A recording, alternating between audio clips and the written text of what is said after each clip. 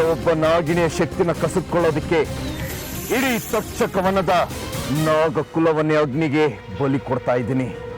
ನಾಗಿಣಿ, ಇದು ನಿನ್ನ ಅಂತ್ಯದ ಆರಂಭವಷ್ಟೇ. ನೋಡ್ತಾ ಹೋಗು, ಇನ್ನು 2 ದಿನಗಳಲ್ಲಿ ನಿನ್ನ ಶಕ್ತಿನ ಹೇಗೆ ನಾನು ಕಿತ್ಕೊಳ್ತಾ ಹೋಗ್ತೀನಿ ಅಂತ.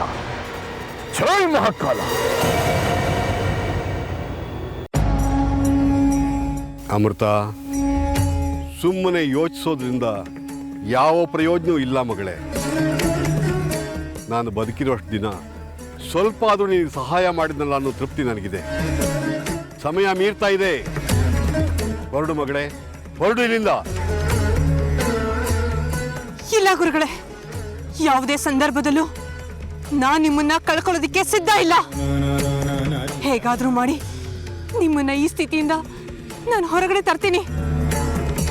ನಾನು ನಿಮ್ಮನ್ನ ಉಳಿಸ್ಕೋತೀನಿ. ಅದು ನಿನ್ನಿಂದ ಸಾಧ್ಯ ಇಲ್ಲ ಅಂತ ಹೇಳಿದ್ನಲ್ಲ ಮಗಳೇ. ನನ್ನಿಂದ ಸಾಧ್ಯ ಇಲ್ಲ ನಿಜ, ಆದ್ರೆ ಒಬ್ಬರಿಂದ ಸಾಧ್ಯ ಇದೆ. ನೀಲಕಂಠ, ನೀಲ, ನೀಲ, ನನಗೀಗ ನಿನ್ನ ಸಹಾಯದ ಅವಶ್ಯಕತೆ ಇದೆ. ಬಾ ನೀಲ, ಬಾ. ಎಲ್ಲಿದ್ಯಾ? ಬಾ.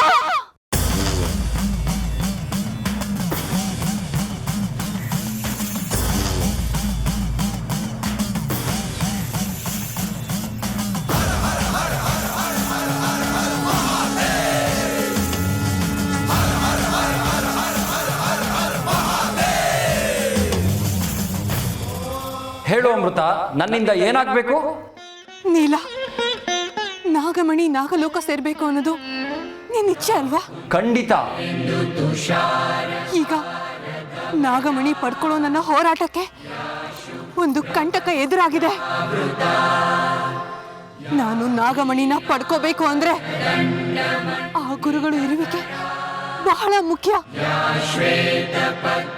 ಆದ್ರೆ ಅವರು ಯಾವುದೋ ದುಷ್ಟರ ಶಾಪಕ್ಕೆ ತುತ್ತಾಗಿ ತಮ್ಮ ದೇಹನ ಕಳ್ಕೊಂಡಿದ್ದಾರೆ. ಈಗ ಮಹಾಸರ್ಪ ಒಂದು ತನ್ನನ್ನೇ ತಾನು ದಹಿಸ್ಕೊಂಡು ಅವರಿಗೆ ದೇಹ ದಾನ ಮಾಡಿದ್ರೆ ಮಾತ್ರ ಅವರು ಮೊದಲನೇ ರೂಪಕ್ಕೆ ಬರೋದಕ್ಕೆ ಸಾಧ್ಯ. ಅದು ಇವತ್ತು ಸೂರ್ಯಾಸ್ತದೊಳಗೆ ಆಗ್ಬೇಕು. ಆದಿಶೇಷನ ಅಂಶ ಇರೋ ನೀನು ಅವರಿಗೀಗ ದೇಹ ದಾನ ಮಾಡಬೇಕು.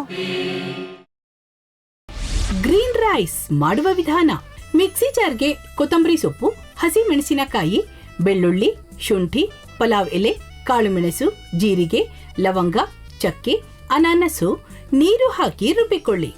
ಒಂದು ಪ್ಯಾನ್ಗೆ ಎಣ್ಣೆ ಹಾಕಿ ಅದು ಕಾದ ಮೇಲೆ ಜೀರಿಗೆ, ಈರುಳ್ಳಿ, ಕರಿಬೇವು ಹಾಕಿ ಹುರಿದು ರುಬ್ಬಿದ ಮಸಾಲ, ಉಪ್ಪು, ಅನ್ನ ಹಾಕಿ ಮಿಕ್ಸ್ ಮಾಡಿ. ಒಂದು ಚಿಕ್ಕ ಪ್ಯಾನ್ಗೆ ತುಪ್ಪ, ದ್ರಾಕ್ಷಿ, ಗೋಡಂಬಿ ಹಾಕಿ ಹುರಿದು ಕಲಸಿದರೆ ಗ್ರೀನ್ ರೈಸ್ ಸವಿಯಲು ಸಿದ್ಧ. ಅವಳು ಕೇಳೋ ಹಾಗಿದ್ದಿದ್ರೆ ಎಲ್ಲ ಯಾವತ್ತೋ ಸರಿ ಹೋಗ್ತಾ ಇತ್ತು.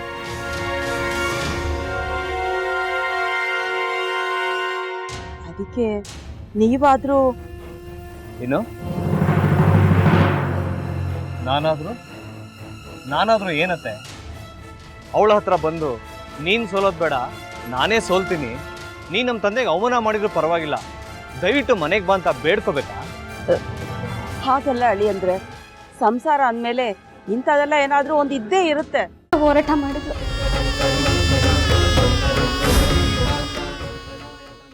ಮಧುವಂತೆ ಅಕ್ಕನ ನ್ಯಾಯ ಸಿಗುವವರೆಗೂ ನನ್ನ ಮದ್ವೆನೆ ಮಾಡ್ಕೊಳ್ಳಲ್ಲ ಅಂತ ಪಣ ತೊಟ್ಟು ಕೂತಿದ್ಲು. ನಿನ್ನ ಪ್ರಾಣನ ಇಟ್ಕೊಂಡಿದ್ಲು ಕಣ ಅಕ್ಕ.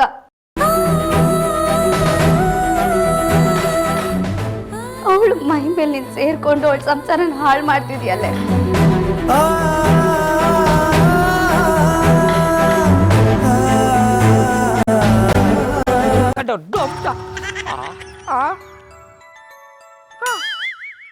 ಇದ್ಯಾವುದಪ್ಪ ಹೊಸ ನಂಬರಿಂದ ಫೋನ್ ಬತ್ತದೆ? ಆ ಫೋಟೋ ತಗೊಂಡವೇನಾದ್ರು ಬೇರೆ ನಂಬರಿಂದ ಮಾಡಿರ್ಬೋದಾ? ತೊಂದರೆ ಇಲ್ಲ, ಎತ್ತು ಬಿಡು. ಹಲೋ, ಏಯ್ ಪಟ್ಟಾಪಟ್ಟಿ ಚಡ್ಡಿ ಬನಿಯನ್, ಏನೋ ಮಾಡ್ತಾ ಇದ್ಯಾ? ಶಿವನೇ ಶಂಭುಲಿಂಗ, ನಿನ್ ಜೊತೆಗೆ ಮಾತಾಡ್ದವನೆಲ್ಲಪ್ಪ. ಅಲ್ಲ ಶಿವ, ಯಾಕೆ ಹಿಂಗೆ ಫೋನ್ ಮಾಡಿ ನಂಗೆ ಜಂತುಳ ಬಿಡ್ತಾ ಇದೆ?